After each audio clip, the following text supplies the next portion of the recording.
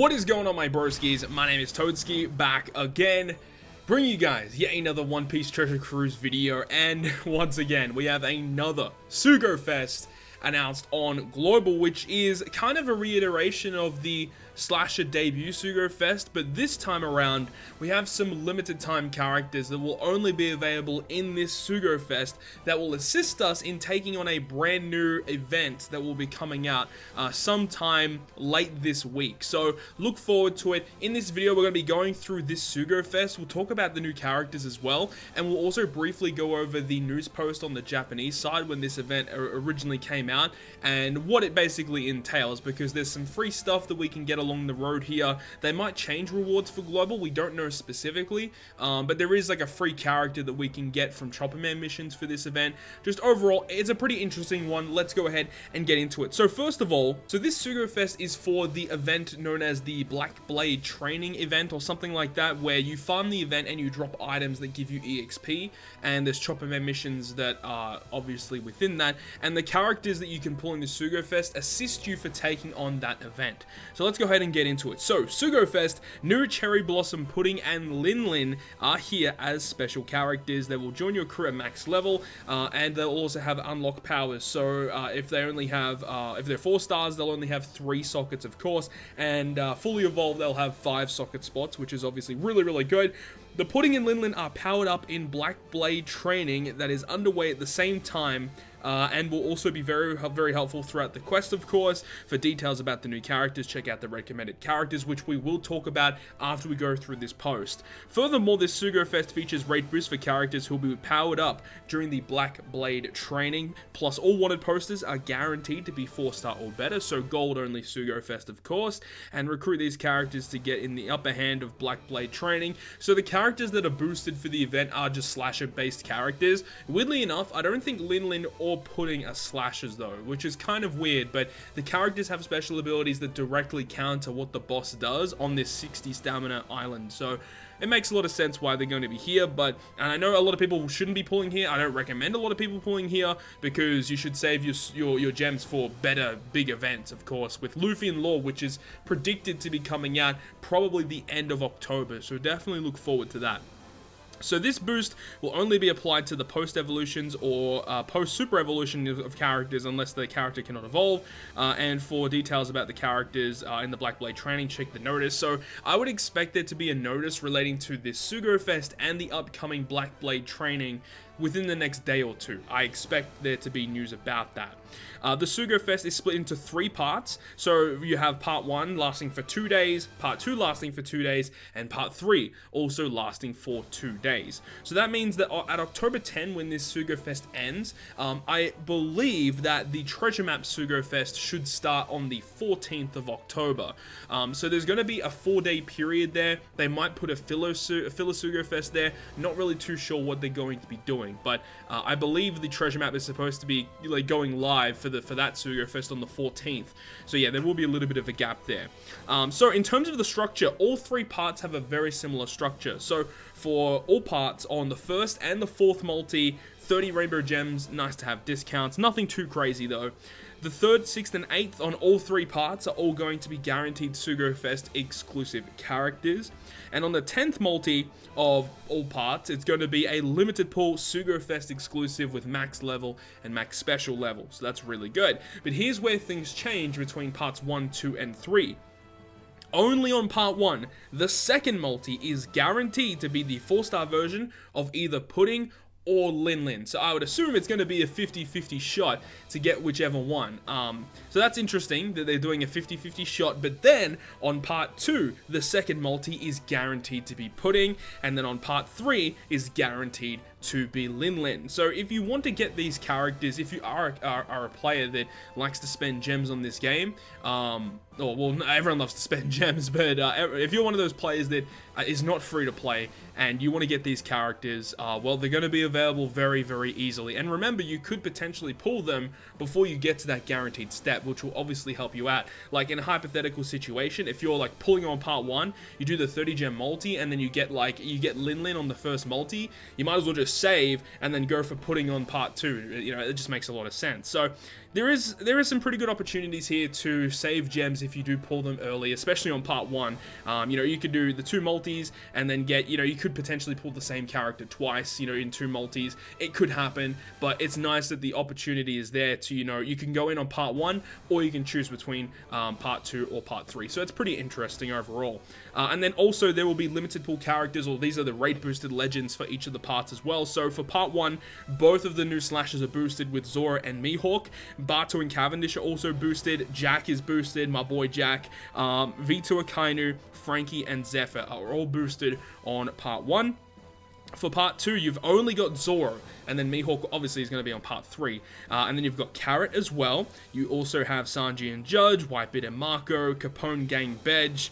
You have Gifford Luffy and Shiki all boosted on part 2. And part 3, you've got V2 Mihawk, of course, Cracker, V2 Katakuri, Dogstorm and Cat Viper, Luffy and Ace, and Nami and Tesoro. All 3 parts have really good rate boosted legends, but, you know, considering we just had the debut of these characters on a 2x legend rate Sugo-Fest, literally makes no sense why you should be pulling here compared to the slasher one. But anyways, now that we've gone through that, let's actually talk about what these characters do. You know, I know some people are going to be asking, should I pull here? I would still say no, but let's just have a look at these characters to go through what they actually do. So here is the brand new Big Mom, the Sakura Big Mom, who is a quick striker driven character. So very, very odd classes for her.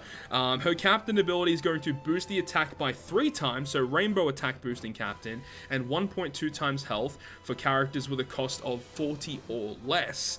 So the cost restriction is there. 40 or less is kind of good though, because that means you can use any rare recruit in the game, you can use any Colosseum character. The only characters you wouldn't be able to use are treasure map characters and legends, which include their super evolutions, aside from Buggy, of course. So there's a pretty good variety of characters you can use here, which is really good.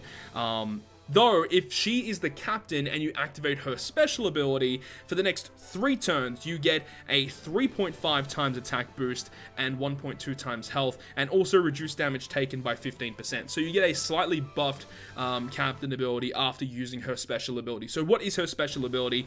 12 turn cooldown. Heals the crew by 3450, which is decent.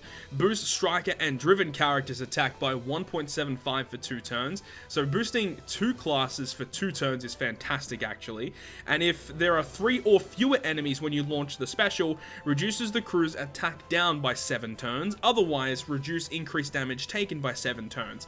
That utility piece of her special right at the end is directly catered towards the 60 stamina version of the upcoming event, because there's a variation where there are 4 enemies and then you get given attack down, so this character removes that. And then the other variation is where, I don't remember, it's something like that. It's something like that where you can use the special to basically get around the debuffs. So it makes a lot of sense why they've done that. Now, weirdly enough, she doesn't have any sailor abilities, which is kind of odd. I would have thought that they would have maybe thrown in a random sailor ability, but it's fine. It's whatever. Talking about the next character, though, is going to be Pudding. So Pudding, I love the artwork for this Pudding, actually.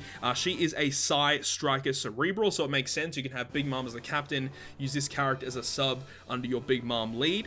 Her captain ability is going to be a 2.75 times attack boost for Striker and Cerebral, and heal the crew by 1.5 times her recovery at the end of each turn. This is a character that you'd probably want to feed recovery cotton candies to, obviously having a healing capability based on her recovery stat, so it makes a lot of sense. Her special, 11 turns, reduces the crew's special charge time by 1 turn, so cooldown reduction is always nice.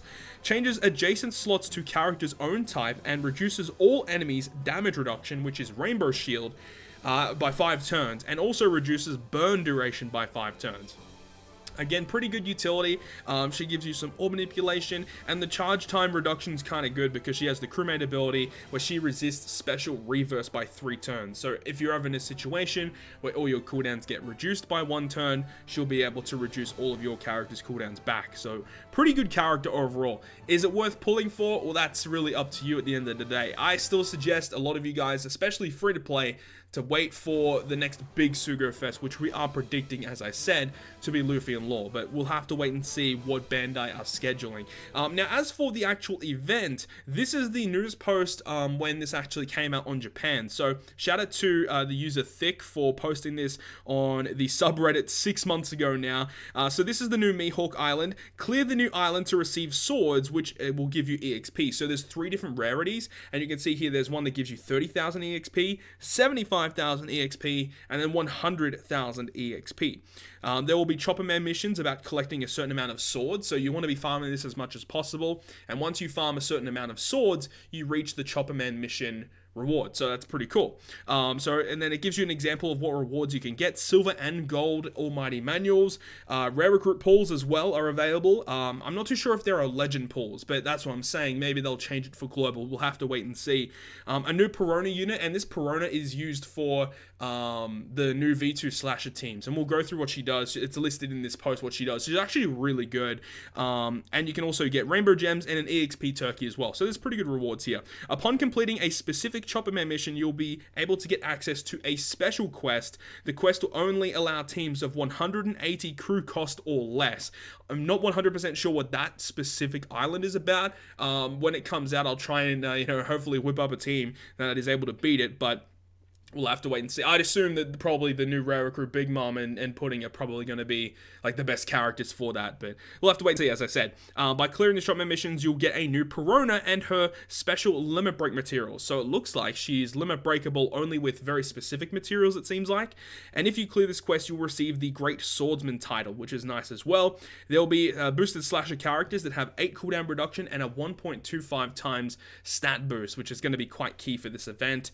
And then it's just basically saying a lot of characters that have a sword are going to be boosted. Basically, it's a slasher centric event. Now, as for this new Piranha character, this is the support character Piranha. Very interesting. So her special is a 12 turn cooldown, sets the enemy's defense to 0 for 2 turns, changes orbs in the top row to quick, middle row psi, bottom row int, and also reduces the cooldown of characters in the right hand column by 2 turns. Really weird special ability, but the main reason why you'd want this character is for her support effect. Her support effect is very useful, especially for the Zoro and the Mihawk team. So she only supports Zoro and Mihawk, and at the start of the final stage, changes Strength, Quick, and Psi orbs into Dex or Int orbs, and makes Perfect slightly easier to hit for 2 turns. This is immensely useful.